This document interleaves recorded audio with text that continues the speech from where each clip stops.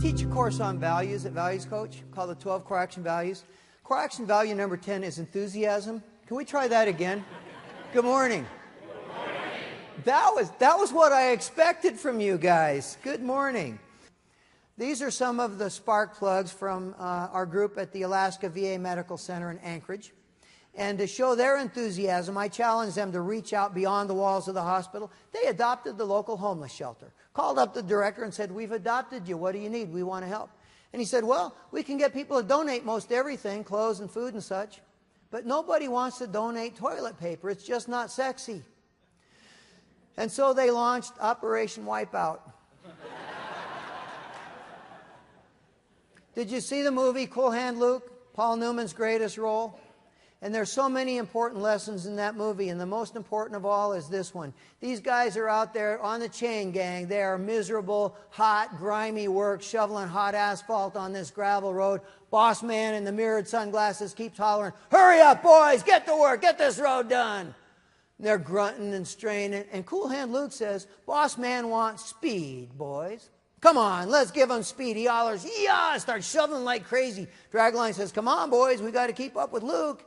Now they're all working like crazy. They get the road done 2 hours ahead of schedule. 2 hours before the trucks are going to come take them back to the prison work farm where they have more work to do. And they're huffing and puffing, hanging on their shovels. Young guy says to Luke, "What do we do now, Luke?" Luke smiles, looks back, looks up at the sun. Nothing. And what just happened there? Number one, did you have an active leadership? Sure. Who gave Luke permission to be the leader? He did.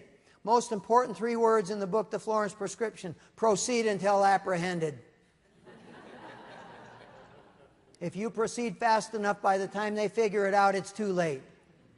But something even more important happened here, didn't it? 1 minute, you had 30 guys doing awful, miserable work, and they were miserable. 30 seconds later, they were playing a game. The work did not change, did it? In fact, the work got harder because they were working harder. What changed? Their attitude about the work. That's the only thing. What would happen to the health care crisis in America if 4.5 million people made that transition from "it's just a job" to "I love what I'm doing. I'm playing a game, but I'm moving pretty fast. Try to keep up with me if you can." A little over a year ago, I was in Glen Rose, Texas, little hospital. I walk in at 6:30 in the morning. I'm not a morning person. One of the reasons I'm a recovering hospital administrator is 7 o'clock meetings. I don't have very many anymore. 6:30 in the morning, I'm walking in with my bags. I blink hard. It's a beautiful lobby. Stone wall, fireplace, fish tank. Lady behind the counter says, "Good morning, can I help you?" And I blink again. I say, "Well, yeah, I'm looking for the conference room." And she's, "You're Mr. Tye, our speaker today, aren't you?" I said, "Yeah." She comes around from behind the counter. "We are so happy to have you here. Why, we have been looking forward to this." She takes my hand in both of hers and shakes it, and she says, "Can I get you something to drink?" And I blinked again. I said, "Well, sure, I'd love a Miller Lite." And without missing a beat, she pats my hand and she says, "Well, darling, I'll see what I can do." Now, what am I going to remember about my first experience at Glen Rose Medical Center? The fish tank and the fireplace, or the fact that Marie, when's the last time you remembered the name of a receptionist over a year later and told a lot of people about it? Made me feel welcome and special. That is the invisible architecture. It's the blueprint behind the blueprint. You would not so much as remodel a bathroom without a blueprint that says where every switch is going to be.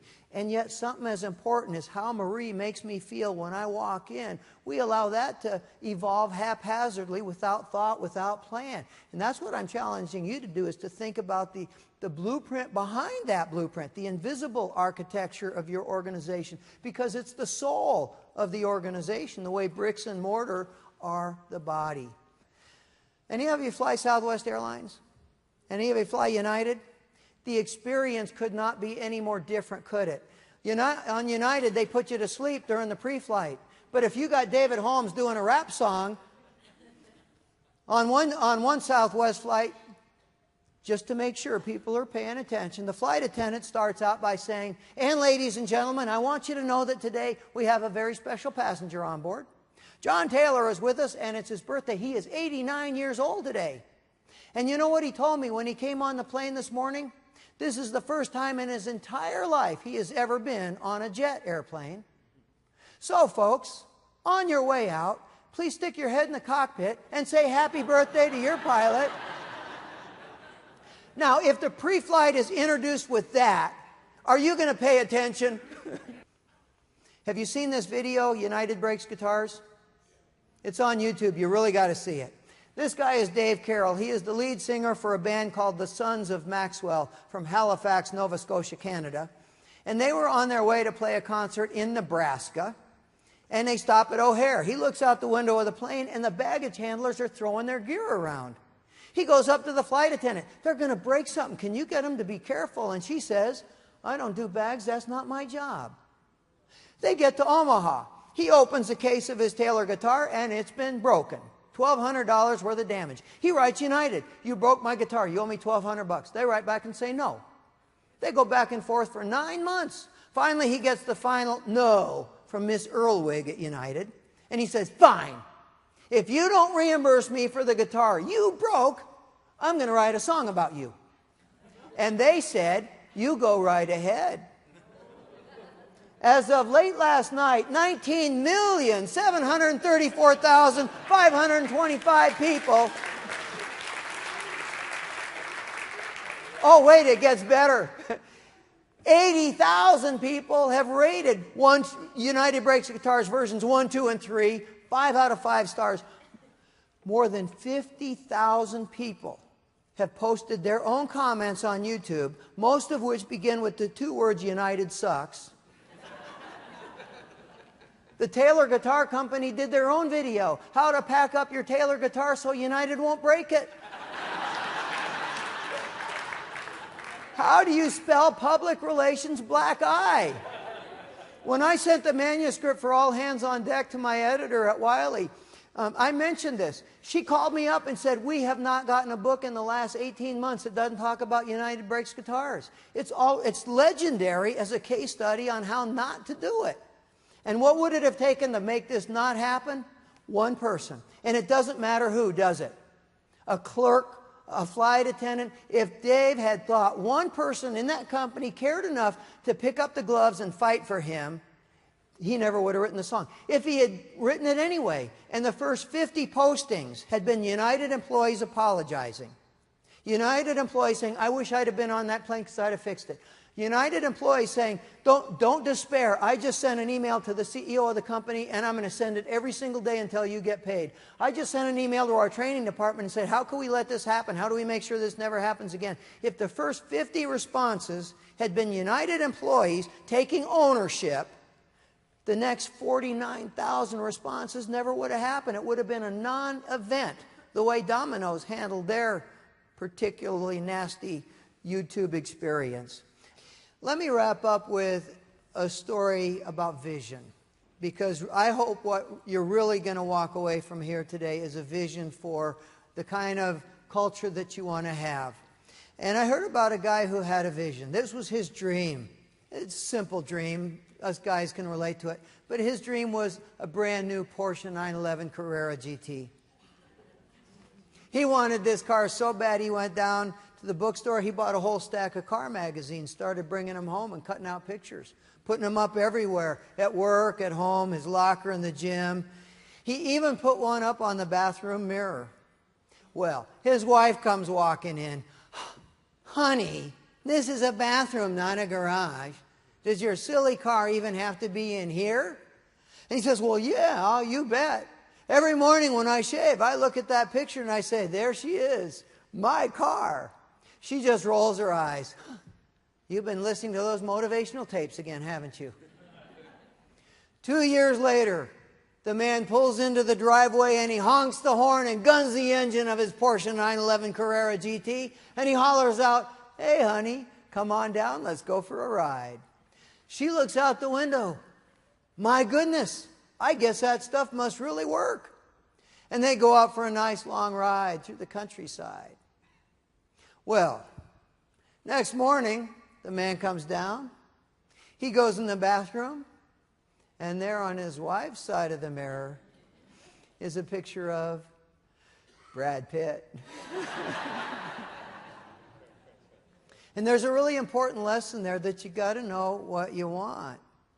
So when I wrote the book All Hands on Deck, for a while it was in airport bookstores.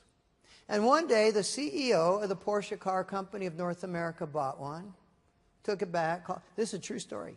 Called our office. Joe, I enjoyed your book and I would love to have you come out and spend a day with our leadership team here in Atlanta. I said, well, that sounds like fun. I'd love to do it. So we talked about topics, figured that out, looked at calendars, got a date figured out, got all the details worked out, and finally he says, so, what's this going to cost me? I said, you know, here at Values Coach, we are big fans of barter. I'll tell you what, I'll give you a full day of my time, all expenses covered, all the books you can read, all the note-taking handouts you can fill up with notes.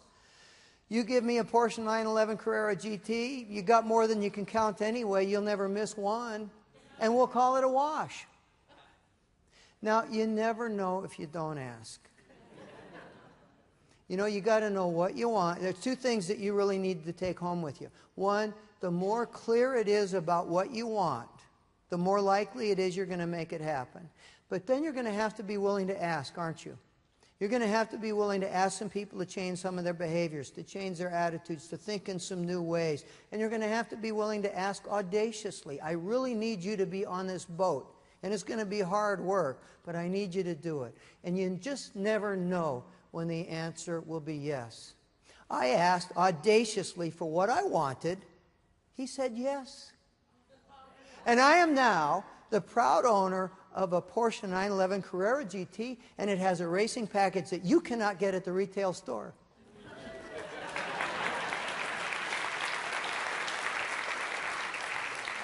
And I see it every morning as a reminder, sitting there on my bookshelf, that you have to be specific about what you want. Thank you all very much. It's been a delight being part of the group today. Thank you.